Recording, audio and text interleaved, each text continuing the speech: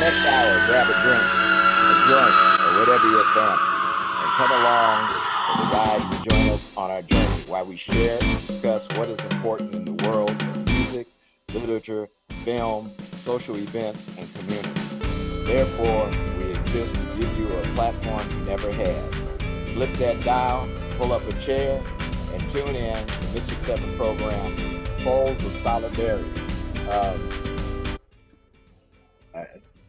So today we'll talk with a person who comes from a pool royalty. His father was an American professional pool player, an inductee into the Billiards Congress American Hall of Fame in 1986. His father's nickname, Machine Gun Lou, was derived from his stunning the crowd and fellow competitors by running 150 and out in straight pool in 21 minutes against Allen Hopkins in 1973. He gained exposure to the masses in 1981 and 82 when he appeared in network trick shot competition on CBS and ABC. His father holds several titles: 1973 World Champion, 1974 U.S. Classic Pocket Billiard Championship, 1974 All Japan Open, 1981 ESPN King of the Hill Pool Championships, Sands Casino, Las Vegas, Nevada. So his son went on to continue the tradition of pool by owning his own billiard place in Moore Park, located on Los Angeles Avenue. So without further ado, I want to introduce my friend and good buddy, Sal Butera of Butera's Billiards. What's going on, RaDante? How you doing, Sal? I'm all right, man. All right. We have to do this again, but it's all good. How's the family doing? How's Lori? She's doing all right. She's over here chilling, doing her thing. Oh, Not working too hard. You were telling me that she went and got a glass of wine or something. Yeah. You said to go grab a glass of wine. She went and grabbed one. I didn't get one, but that's all good. It's all good. Tell her she has to give you one, man. Yeah, I know. I mean, as soon as she comes on back, I'll see if she can't get me one. Okay. Well, good enough, man. Well, in the meantime, hey, I want to discuss how that coronavirus and COVID-19 is affecting your business. And but before we get into that, tell me a little bit about yourself and your family's pool history. Tell me why you got into the pool business. All right. So, I used to travel around with my father, watching him play. Obviously, you just introduced him as one of the top players, Hall of Famer, world champ, and I kind of got into watching him play and traveling with him every year. I'd start taking all my finals for school a week early, just so I could, if I maintained a good GPA, he'd allow me to go with him to a tournament. Uh-huh. And so I did that. And at 14, I got to go with him to a tournament in Northern California where Minnesota Fast was playing as a exhibitionist during the tournament. And I challenged him and beat him. And, it's a long story how it all worked up, but I kind of got snake bit and I was like, man, I'm playing pool now. You beat the fat man himself? Yeah. So I was like, I couldn't get my dad to play Minnesota? me. Well, my dad would just beat me up like, a redheaded stepchild, but I got fatty and I was like, man, that's it for me. I'm playing pool. So I changed all my career plans and my college and all that stuff I had planned to go to. And I'm like, all right, I'm still gonna study, but now I'm gonna play pool on the side, as much as I could. So that's what I did. And I played for like 6 to 8 hours a day till 81. And then I played in the Junior World Championships in New York. Ended up second in that to a guy from Sweden. And I kind of, like I said, I was snake bit. So I just followed on and decided that I was going to open up pool rooms with my family, and then got picked up and sponsored by a company, AAA Billiards. Mm-hmm. And then I started traveling around shooting pool, and that was it. Really? Yeah. So did you ever go on any international circuit or world circuit? I traveled all the U.S. events. I had a couple of times that I was invited to play in Japan and Germany. Those actually didn't work out with my scheduling and things that I had going obligation-wise in the U.S., so I didn't go. Hmm. But I traveled a variety of states. I mean, played in New York, Pennsylvania, Ohio, Florida, Kentucky, Carolinas. I mean, wherever there was pool tournaments, I was just picking up and going. So, I would Right. travel and play. Every trip was about 4 to 7 days, and I'd play once a month, twice a month, if I could. And I Mhm. did that until my wife basically told me that I had to stay home.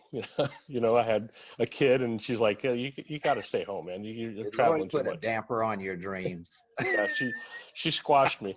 But then after that, I had two more kids back to back.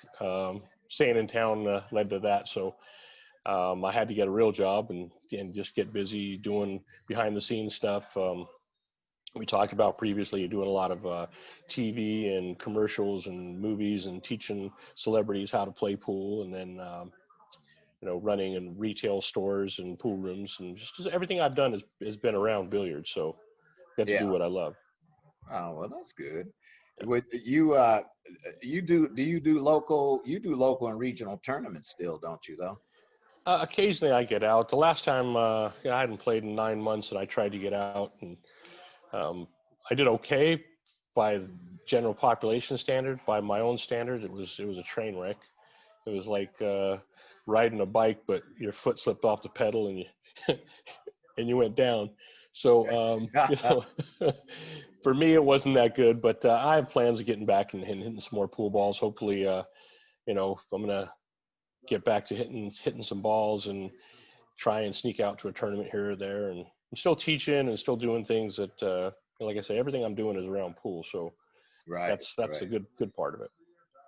Did you well, you go to Las Vegas a lot though and play up there, don't you? Yeah, I was. Since this COVID hit, there hasn't been anything. I mean, since February or March, now we're looking at nothing happening. I mean, there's gambling, but there's been no tournaments to speak of for any of the players. So Well, tell me, what does it take like okay, let's say if we were going to do social distancing and stuff, how would you do that in a tournament? I mean, could that be done? well, sure. I mean, the only thing with the tournament is that with the depending on what the CDC or what the government is telling us is happening with this virus right now. You can't touch the same stuff. You can't be near someone, whatever. You have to touch the same table and pool balls and equipment. So that's the only thing that holds it back. I mean, you can definitely keep the players separated at either end of the table or across the room from each other. That's not a Hmm. problem. So, just when one person's leaving the table, the other one has to be courteous and wait and then step up to the table. There'd be no reason why we couldn't socially distance. The fans not having anyone to watch the events, that's like any other sporting event or any other, they don't want you in movie theaters. They don't want you anything, any collective, any over 10 to 20 people at this point, they're frowning on. So a lot of the events and people that had tournaments set up have all postponed. Uh, were you well, you did a lot. Didn't you consult for like movies and stuff like that for Yeah. pool? Well, quite a bit. I mean, it wasn't necessarily the pool movies. Like The Hustler was way back before me, and then Color of Money. They had Mike Siegel and some other guys involved. But what I did a lot of TV shows. Geez, Frasier, Seinfeld, Friends. You name it. When there was pool scenes, I was doing it. I picked up a lot of the celebrities and athletes as clients, and just continue to teach them. So but I did a lot of the behind the scenes stuff for TV shows and movies and commercials. Yeah. Oh, well, that's good. Yeah, So, I mean, and then now, don't you build tables or something? yeah, we definitely have a service department, which myself, my son, I've got a couple other guys that go on out, and we maintain all of the local businesses. So my own room, my pool room, the bars, bowling alleys, anything that's around that's got pool tables in it, and they want to keep it playing well. I do that commercially, and then Yeah. I do a lot of home stuff. If people call me and ask me, I don't really advertise it. It's just all done on a referral basis. If they want someone who qualified and knows what they're doing like me, I mean, I'm super, I don't know if you want to call it anal about how the tables play and equipment is. So they want someone who respects it and wants to, make sure that it comes out good. So then they give me a call and we go jump out and do it. I just found out that the weight on the cue ball is a little different on a 9-foot table as opposed to a 7-foot table. Yeah, a lot of times, I mean, all my stuff is the same because I have the Pro-Am tables with all diamond equipment and all the Super Aramith balls. But if a lot of the bar tables will have a heavier cue ball or a magnetic weighted cue ball in it, right. And that's so that it returns down the system. The 9-foot is, the balls are supposed to be the same weight. So the cue ball being the same weight as an object ball, so that, this gets into the technical and physical, the physics part of the game. But so that the release and the inertia and all the way that the balls react is equal. So you're not striking a 6-ounce ball with a 7-ounce cue ball, Right. Yeah, that's fascinating. Now, you have different types of games on the pool table. Explain to us. I know you have one pocket, right? Is it called one pocket? Right, one pocket. One pocket. And explain to people how that works, the one pocket and 9-ball. Well, we do. We encourage and we have tournaments for most every game at our place. But, most people play 8-ball and 9-ball, which is traditional. The 8-ball is solids and stripes, shooting the 8 last. Right. 9-ball is a rotation game, shooting the 1 through 9 in consecutive order. And then one pocket is you just play with the full rack, and generally on a 9-foot table, you're trying to play 8 balls into your pocket before your opponent pockets 8 into their pocket. So you both pick a pocket down where the balls are racked, and that's designated by the breaker. He breaks towards his pocket, and then you start that battle of strategic play, trying to shoot towards your hole but not leave your opponent a shot. And then that game can take anywhere from 5 minutes real fast to an hour and a half, just because you're constantly going battling back and forth with each other. So what? Because I know Ra, so he likes to play that a lot. But is that where the money's at? Is in the one pocket? Well, the money's in pretty much every game. I mean, pool in general has been a hustler's game and a gambling game, and there's always someone that wants to bet something on the game, whether it's you and I are playing and we bet with each other. There's two people, what they call sitting on the rail or up at the bar watching, going, hey, I like RaDante here, I like Ra here, I like Sal here. So right. They'll be betting. But the one pocket definitely allows for a lot of people to play because it's harder to judge someone's true speed or skill set. Yeah. So you can hide that in certain shots because a lot of times you're missing balls just to get them close to your hole. So, if you're missing and walking away, then everyone's like, oh, he missed. He must not be that good. But, the better players know what's going on. They see the movement. Right. Well, I mean, I know pool is a setup game where they'll set you up in those pool halls to hustle you out of your money. That's been going on for years and years and years. It still happens. I mean, I try and discourage it in my place. I mean, I try and take care of all of our regular people so no one just strolls into town and takes advantage. Right. I just call them out and let them know, hey, if you're doing something legit, you can come in and do your thing. But if you get out of line, then you got to play me or you got to get out. So that's pretty much how I leave it. Yeah, well, I mean, most of the people who come to your place are pretty cool about everything anyway. Yeah, I got a good group of people. We've definitely got a diverse crowd, but it's pretty much a pool family. Everyone likes each other. I mean, you're there as much as you can be, and you interact with everybody. They're crazy, but they're cool. It's all fun.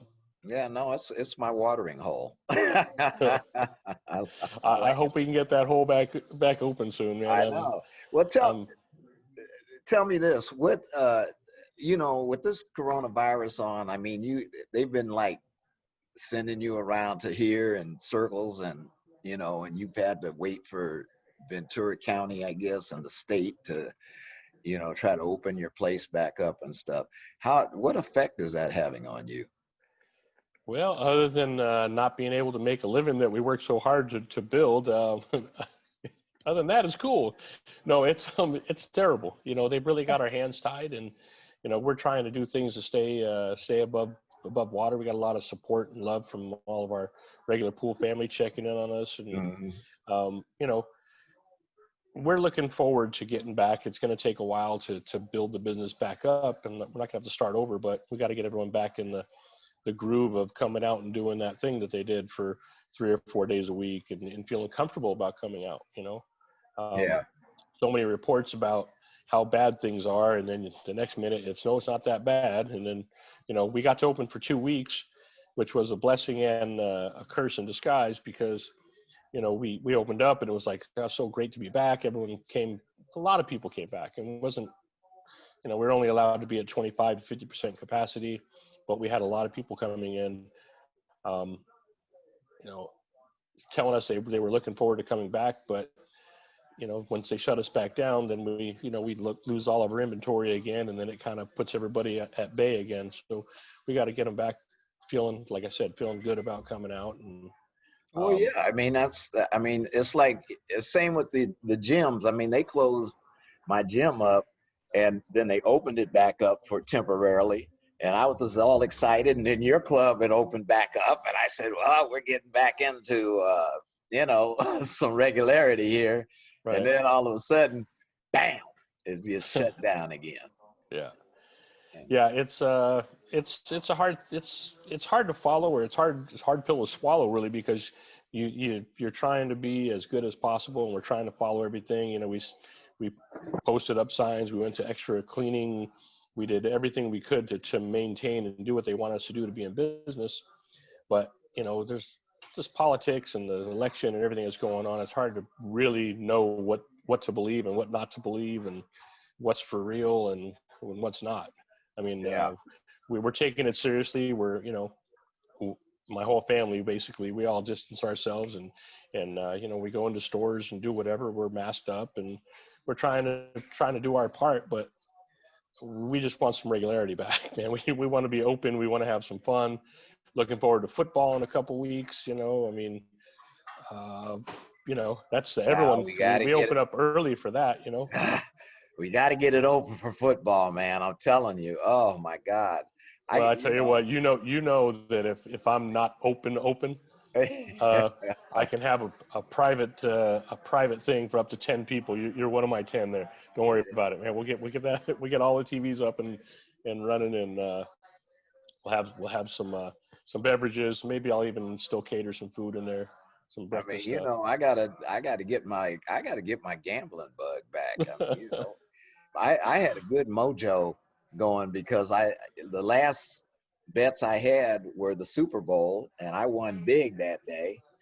Yeah, And you and it's killed it. like, You killed it, man. You had several good weeks running into the Super Bowl, and then yeah. Super Bowl was fun, man. We were all running around screaming, and everything that was happening at our place, you were winning. And then yeah, it was So, good. yeah, so we got to get that. We got to get that back going, because that's important. I gotta get that fever back, man. You know.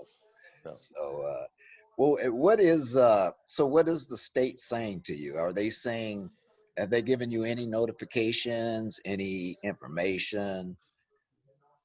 At this point, I'm just following what's been released from Newsom, and following the California COVID pages in Ventura County, and just tracking what I can do. From what Uh-huh. I understand at this point, they've just opened the first phase. It's all color coded now, so you have to follow your color coding and where your business falls into that category, and keep checking on it. But Hmm. they're going to run it at 2 to 3 weeks based upon um, testing and positive tests per 100,000. So seven positive tests per 100,000 people will mean that whatever it is, barber shops and whatever else can open. And then if it gets down to 6 people, then you can open up some more, like maybe getting in towards your indoor dining and opening that a little bit. And then once it's down to 4 people per 100,000, I believe we can move in They want it down to one person per 100,000. So basically, Ventura County has about 1 million people, make it round numbers. So if we got 10 cases or less, then everyone's open back up and we could do our thing at partial capacity, 25 to 50% of your normal capacity. So, and then from there we just build it and hopefully it stays that way.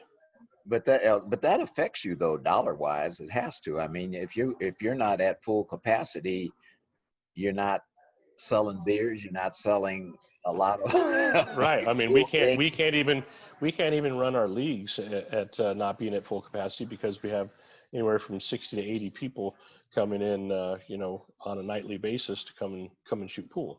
So, right. At that point, I could only have 2/3 of them with my full capacity that I'm allowed to have.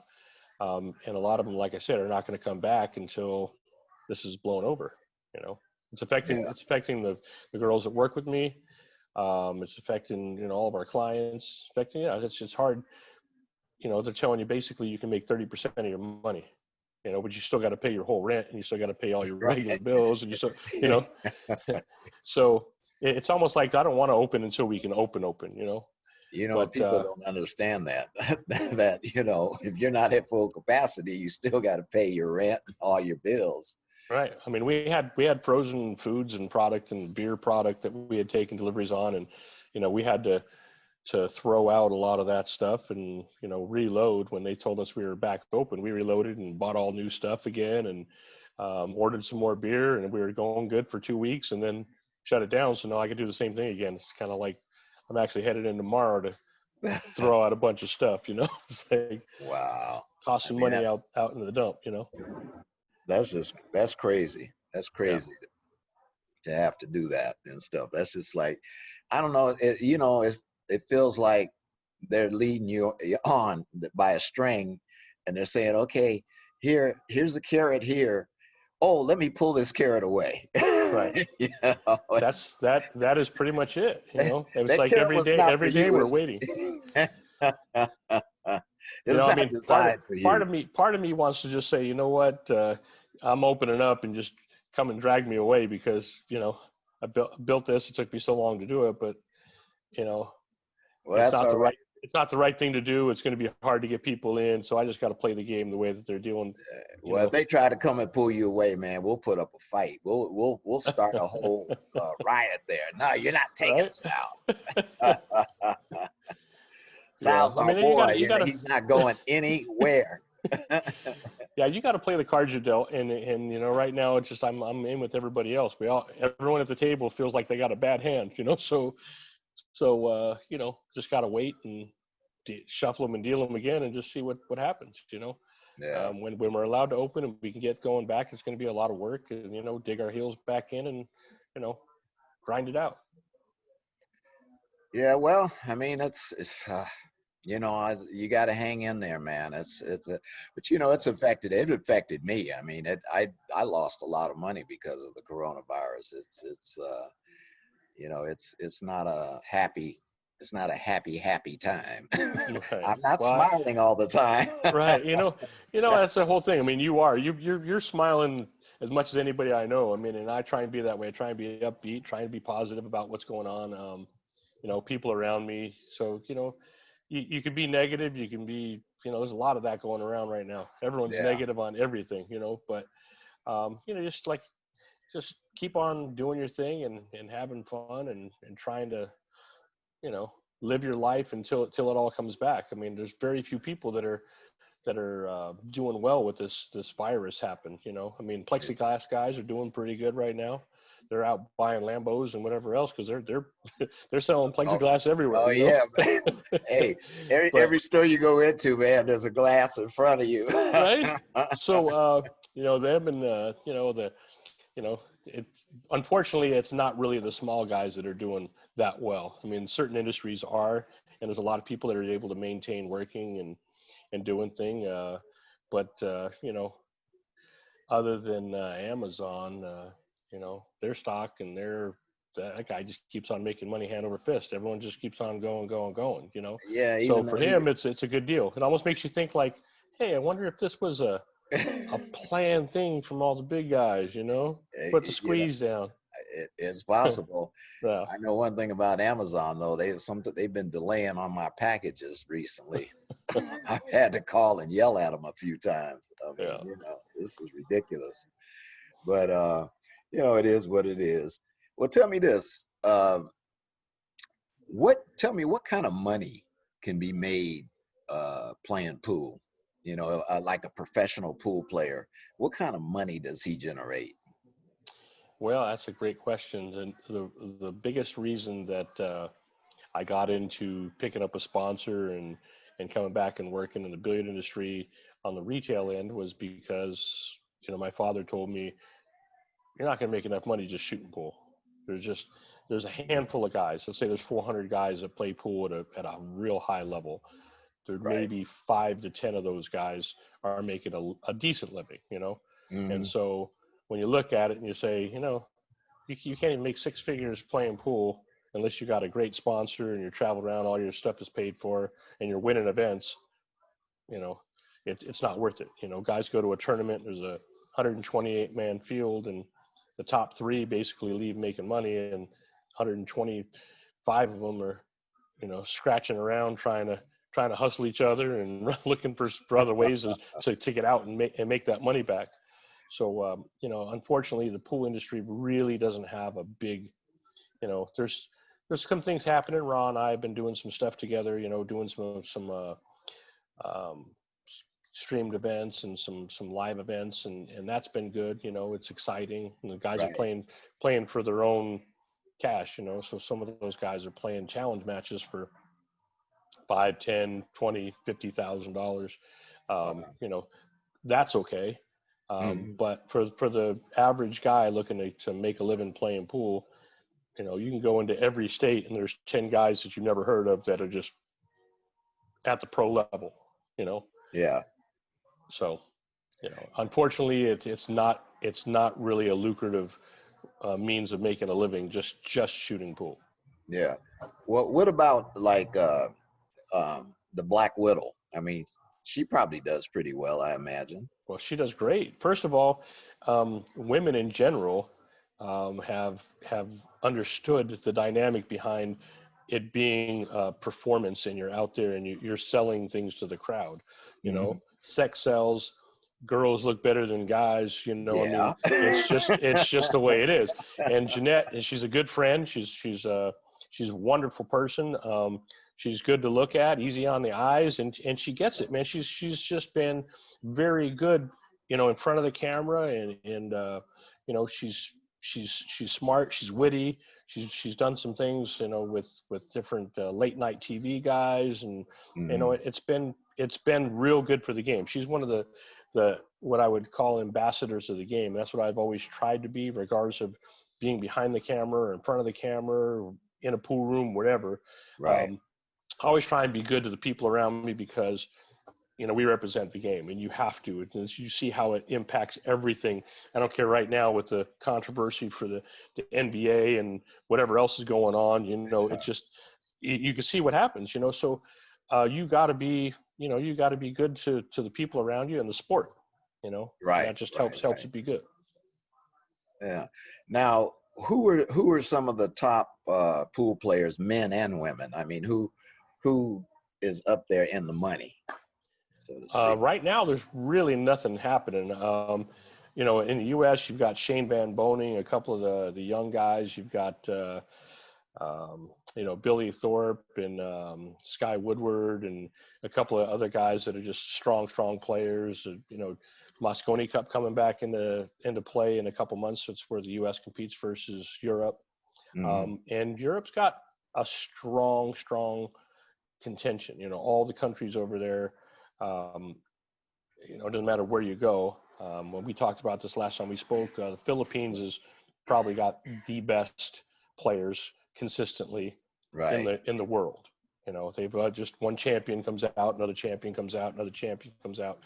Taiwan's got great players. Poland's got great players. Germany's got great players.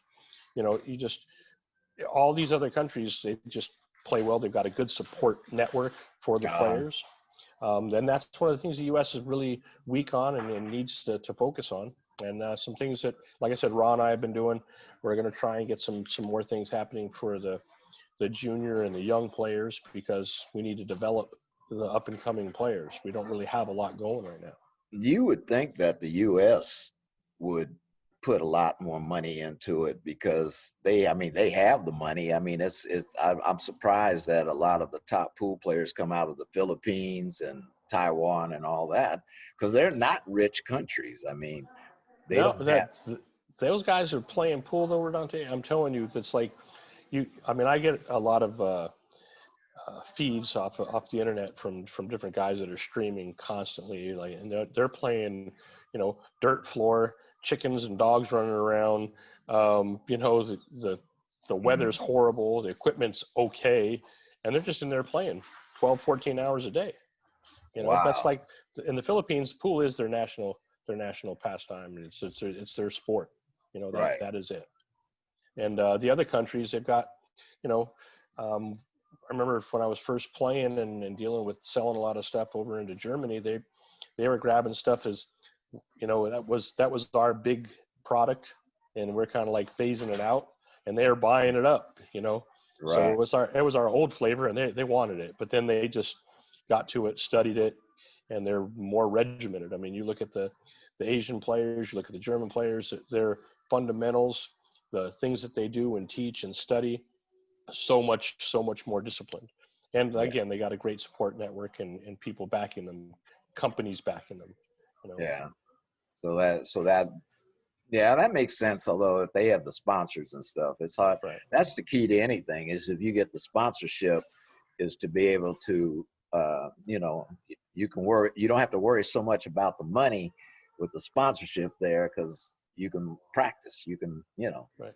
Yeah, they've definitely got it a little bit better than what the U.S. is, but hopefully, this has given people time to think and reboot a little bit, because there's not a lot of guys out shooting pool right now. I know everyone hitting me up on a daily basis. You open yet? You ready yet? You ready? I'm like, not until they tell me.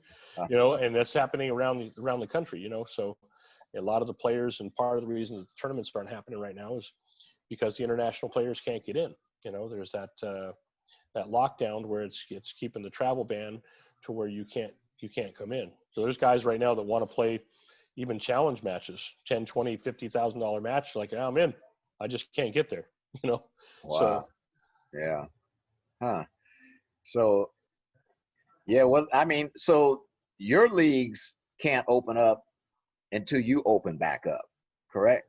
Right. And even after we open back up, we're going to be at limited capacity and then waiting for the final phase, because the way that it reads out, they don't want people to come in groups to play.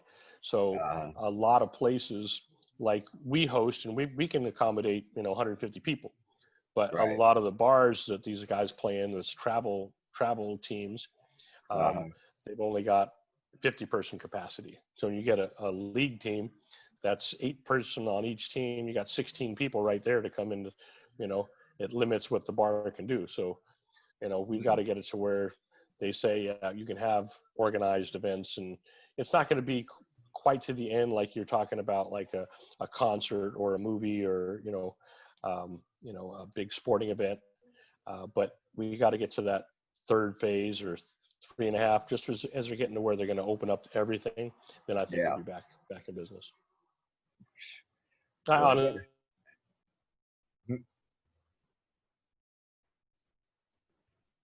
Into October, November, then it starts to get to the holidays. Yeah. Well, let's hope that at least get the football going. I told you, you're in. I'll message you if I'm not open. I'll message you. I'll let you know. I'll let you know when I'm going over. I mean, when's the season starts next? What is it? What day? Next Thursday would be the first Thursday night game, at the 10th, I think, and then 13th, 14th are the first actual games. Yeah. Yeah, and see, I was supposed to go to the Monday night game in Las Vegas, because they're going to open the new stadium there in Vegas, but it doesn't look like it's going to happen. So. Well, we'll see what happens. I know that, like I said, Jerry Jones and Kraft, they were lobbying for, hey, we need to at least get a percentage of our stadium full, So you got people working there, and you need to be able to let some fans come in. So I think they're going to allow season ticket holders, and then they'll allow a certain percentage. I believe it was up to 20% of the capacity of the stadium. So if the stadium holds 60,000, they'll allow 15,000. Well, as long as I'm part of the 20%. Yeah, 20 something percent. I think it was 26 or 28%. Well, because I know they're going to cater to the corporate clients first. I mean, those guys spent $200,000, man, for a suite. That's a lot of cheddar. Yeah, they got a budget they have to fill, right? So it's like they got to spend that money if they want to be able to spend it the following year. You know how that works. Oh man, I mean that's just crazy. So how have you been? A couple things are happening now with the social issues going on with the killings, which I hate to say. Right. And this is in an election year of all things.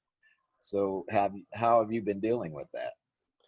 Well, like I said, it falls into this whole COVID nonsense. I mean, the social injustice and unrest and all this stuff that's going on, the rioting, peaceful protesting, whatever you want to call it. It's a hot mess. It's got everybody up in arms. Everyone's anxious. I don't care. I told you I've got black family. I've got police family. I've got I'm just a guy that gets along with everybody, and half of my family are like, don't talk to each other for a week because someone said something, and they just like letting it cool off because they don't want they don't want to get into an argument or a heated thing. So it's like you say, it's an election year. And I think that's what's happening. It's being stimulated from the parties, both Democratic and Republican, and all the media, and it's just feeding the frenzy. And unfortunately, it's disheartening to me. I just like to see people always get along. And I'm one of those guys that I don't see color, I don't see gender. I just see people. And I want to have a good time no matter where I go. And I pretty much feel like I get along with everybody. And typically, if I don't get along with someone, that's a them issue. I'm all right. I'm a good guy. I don't care who you are. I want to have fun and have a good time. So, if I have something bad to say, I don't say it. I just swallow the comment and move on. Yeah. Well, as I told you, when I give an affair or in a party, I tell them that politics and religion are not allowed to be spoken. Right. I don't blame you at all. I don't know if I told you, I had two friends who had been friends for, 20 something years. And the last election between Hillary Clinton and Trump, one was supporting Hillary and the other was supporting Trump. Mm-hmm. Which, everybody has their choice as to who they support. That's fine. But they got into an argument at a bar. Okay. And the argument escalated into a fist fight. I mean, that's how serious it got. And do you know that the two people do not speak to each other to this day? They don't talk. It's just terrible. I mean, if you look at the last however long you've been alive, 5, 10, 15 elections. I got something glitching here. I'm looking and I keep on seeing this Raider logo coming back and forth. I don't know what that is. Oh, that's your hat. All right, cool. Okay, but Pittsburgh Steeler. Were you born in Pittsburgh? I was born outside of Pittsburgh, but I came from Pennsylvania. And when I moved out, I said, I got to latch on to something. I got to pick a team.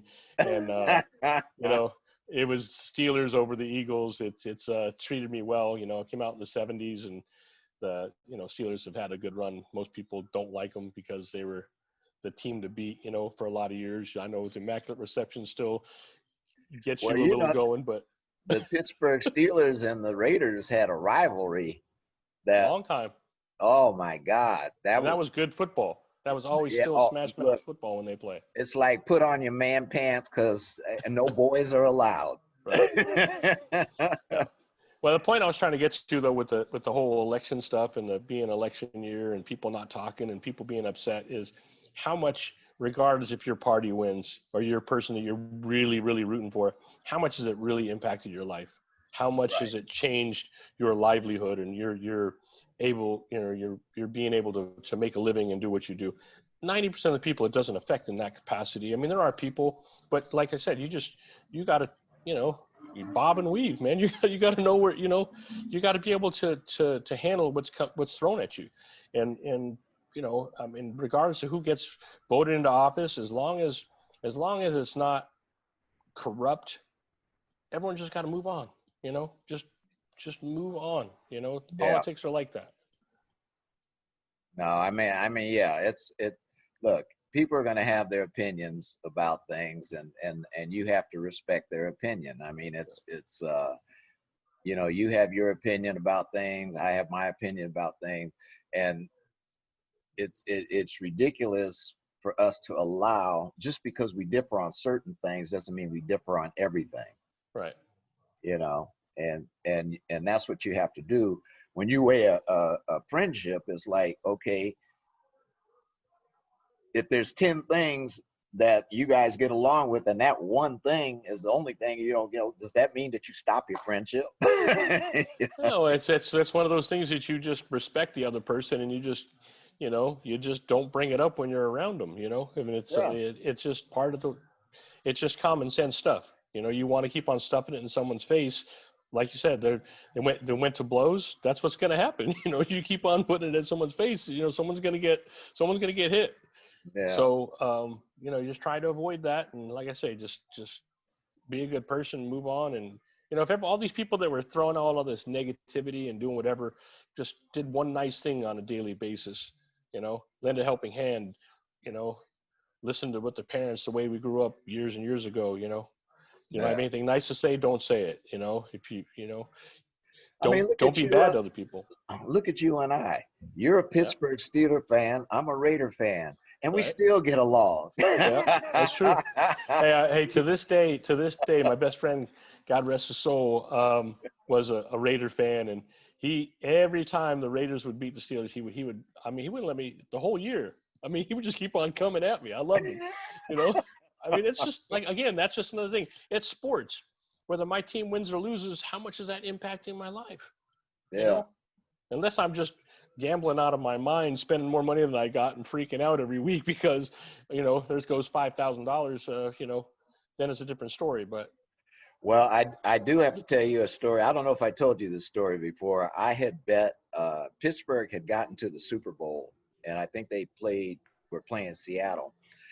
But I was on a winning streak, and I had won $1,500 on the Colts Steeler game. Mm-hmm. That was the one where Jerome Bettis fumbled the ball. Yeah. And then lost it. Yeah. And then Ben had a tackle. Which scared me to death because I like when he fumbled it, I saw my money flying out the window. I mean, dude, I was scared. I said, "Oh my God, did he really fumble that ball?" So when they came back and won the game, I won over $1,500. So I went to the betting place and I said, you know what? I just got if they got through this fumble thing, I think they can win it. I said I'm going to just let it ride on Pittsburgh, and I ended up winning $6,000 on that Super Bowl. Right there. Man, that was like, whoa! So that's why you talk to me. No, if they lost that game, that year that I won that money, I went and got a Pittsburgh Steeler hat. I mean, I actually have a hat because I wanted to remind myself, okay, I don't care. They're not my number one team, but I did win money on them. Right. So as long as I did that, I'm good, But I'm still going to be a Raider. I hear you. That's my team. So, but anyway, so, I want to talk about your father real quick. Right. He taught you pool, right? For the most part, he gave me the fundamental stuff and then gave me things to work on. He really didn't coach me or give me as much time or lending hand as I wanted because he was trying to discourage me from from playing because the money was bad. But yeah, he was definitely the major influence in my pool game. And how did he start? From hustling in the pool halls, or? When he was 7 years old, he was playing at my godfather's pool room, my grandfather's pool room, my uncle's pool room, all that back east. He was just running around on soda boxes, crates, and hitting pool balls, and developed a good game by the time he was into his early teens. A lot of top players that would come through town wanted to take him under their wing and take him with them to go shoot pool. Oh, okay. And then that's how he fell in love with it, right? Yeah. And then now he opened up a pool hall in Simi. Was it in Simi? Or? Yeah, we actually had. I set that place up for a friend who was a woman professional player at the time, and I managed the room after we set it up, and I just didn't want to spend my whole life in that pool room. It's where I met Laurie, and then we decided to pack up and travel. And as we did, the woman didn't want to keep the pool room. She wanted someone else to run it. So she called my father. He called me and said, "Hey, you want to come back? We'll just take this place and turn it around and make a place out of it." And I said, okay. So that's how we did that place for a bunch of years until I got picked up to play, like I said, play professionally. So. Okay. Well, hey, where is Lori, by the way? Is she near you? I don't know. I don't know where she's at. Tell her to show her face real quick. All right, hold on a second. Hey, Lori. She might be in the other room already. I don't know. I'll send her a message. I don't see her at the pool hall. I know, right? She's stopping in with me every now and then. I'm going there to maintain and clean and do stuff. But I'm gonna send her a message right now. See if I can get her to come over here. Tell her to put the wine glass down, or she can bring it. She can have it. I mean, Yeah, she actually should bring me one. I allow drinking on the show. You allow that?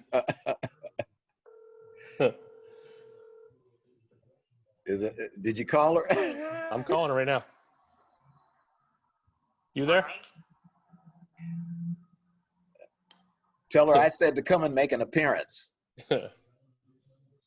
RaDante says, "Come on over here." No. And bring me a glass of wine too. He said. I'm in bed. Good no, night. he said to do it. I'm in bed. Good night. Hey, he's like, come on, this is his gig right here. You got to do it. No, I don't. See, this is my gig. I'm in bed. Well, so much for that. Goodbye. Oh well. We neither of us got any pool. I know. I thought you had a chance. Hey man, no, the boss spoke. That's funny. That was funny. Anyway, well, look, tell people how they can get hold of you, and tell them where your pool place is, because they. All right, it's Butera's Billiards. It's in Moore Park, 476 West Los Angeles Avenue. You can call us up or just stop in buterasbilliards.com. We got Facebook, Butera's Billiards. We do a lot of social media stuff and post what we got coming up as far as events, tournaments, league play, specials, all that stuff. That's probably the one that gets maintained the most from us. Right. But everyone's welcome. It's if you haven't been in, I'm sure you'll find it one of the better pool rooms around as far as cleanliness and nice clientele. You don't have to worry about anything. Oh, I agree with that, because I've been in it. So I know you keep those tables very leveled, very clean, very professional. So if anybody is in Moore Park, or it's worth even taking a trip to Moore Park to Butera's Billiards, because it's a special place. It's my adopted family place. When I came down from the Bay Area, Sal and Lori made me feel at home. They took me under their wing. So I have nothing but praise for you and love for you. So I really appreciate it, man. You know how we feel about you, and like I said, it's I got a lot of good relationships that we've nurtured, and we feel that we've we've got a lot of friends out of this place and family that, you know, it's just other than just being a business. So that's the stinger of this whole thing. I mean, it's been a lot of people that we haven't been able to see for the last 5.5, 6 months that you get, you know, you normally see 3, 4, 5 times a week, and now you just don't get to see them at all. And, you know, I mean, I check in on people. It's hard to check in on everybody and have contact on everybody that came in my place. But, you know, again, through social media, we stop in and people comment, but we're really looking forward to getting that place back up and running. And we're going to be there as, you know, as much as we have to be, because we've lost a couple of our key players here because, you know, they had no work and they had to move on and do other things. So, you know, we're going to have to bring in not a whole new staff, but some new players. And, you know, we're going to be in there grinding it out until we can get that all happening, get that magic built back up. Well, if you need my support and anything I can do to help, man, I'm right there for you. Cause you know, like I said, it's like a second home for me. And I have to drive by it to get to my house and I have to drive by it to get to the studio. So I'm driving by it every day. Well, you know, if you see my vehicle out there, I've been out there every 3 or 4 days. I'm headed back tomorrow in the morning to clean pool balls and tables and make sure the place looks good. I'll probably be down there at the end of the week again.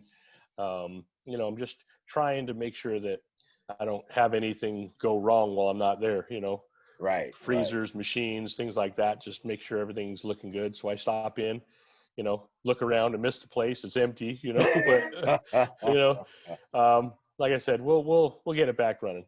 Yeah. I know you will. So anyway, well, I want to thank you for coming on the show and giving me your time and effort. And, you know, once again, man, I'm going to get people to come to to your place, and let's get the football rolling and let's get the good times going again, man. We'll do it. You and I'll start it off until we can get everyone else in there, but yeah. we'll definitely make it happen. All right. Well, you and your family have a good one, and tell Lori I'm not going to let her slide next time. Me neither. Me neither. She I don't know if she took the whole bottle of wine or just a glass or what, but she might be already through it by now. Oh, but tell her I love her anyway. All right, you got it. All right. You have a good one, man, and we'll talk. All right. Thanks a lot. All right. Take care. Thanks for joining us, everybody. And once again, Sal Butera of Butera's Billiards. Go see him. Great guy. And I want to thank everybody for joining in, and have a good time. Love. All right.